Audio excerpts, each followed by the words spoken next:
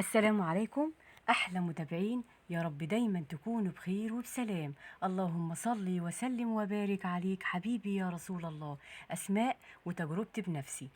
مشروع مربح من البيت. أنا قررت أتاجر في المانجا. يعني إيه؟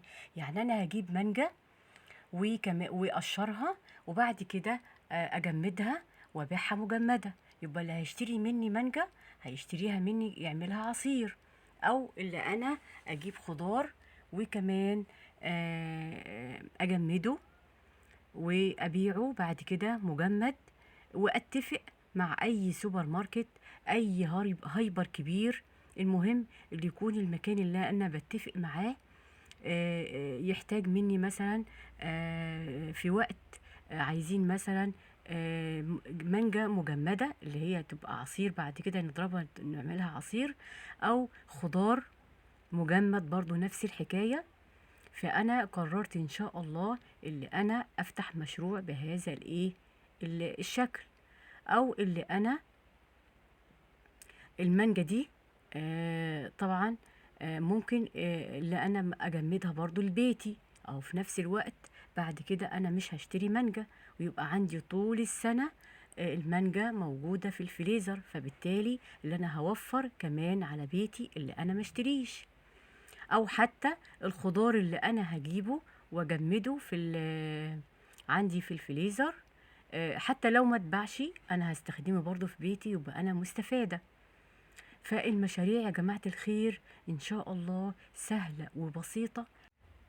وبعدين المانجا اللي معانا دي مش بس اللي احنا هنجمدها نعملها عصير، لا كمان هنعملها كمان نحطها على التورتة، نزين بيها التورتة، نعمل بيها كل الحاجات الجميلة دي.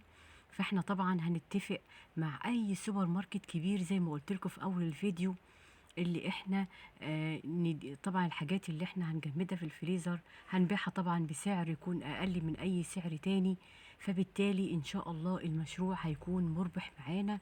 وهقول لكم كمان على فكرة مشروع، بس لو وصلت لحد هنا يا رب اللي يشترك في القناة ربنا يرزقه بحج بيت الله الحرام. اللهم امين، اللهم امين، اللهم امين.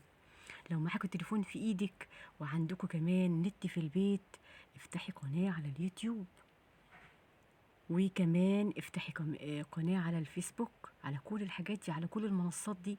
بس يا ريت القناة نفسها تكون هادفة. وكمان أي حاجة تعملوها يا جماعة الخير لازم تكون ترضي ربنا الأول، فبالتالي هترضي العباد.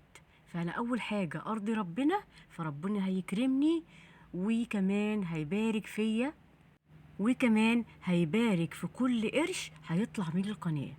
فادعولي يا رب يا رب كده أوصل بيكوا ومعاكوا لبر الأمان. وإن شاء الله كده أنا أتمنى يعني من ربنا اللي أنا أحقق كل الشروط اللي موجودة معايا في القناة، وربنا كده يوفقنا يا رب إحنا كلنا وكل اللي فاتح قنوات. فأنا بقول لكم يا جماعة الخير، كل اللي يخش عندي في القناة وعايزني، اللي مثلا الناس اللي اشتركت معايا في القناة او اللي عايزة تشترك معايا في القناة وعايزاني اللي انا اشترك معاهم في القناة، مفيش اي مشاكل خالص. فكل ده هنساعد بعض وفي النهاية هنوصل. بس لازم البداية تكون صح، يعني الكل القناة اللي انا عاملاها اي فيديو انزله على القناة يرضي ربنا ثم يرضي العباد.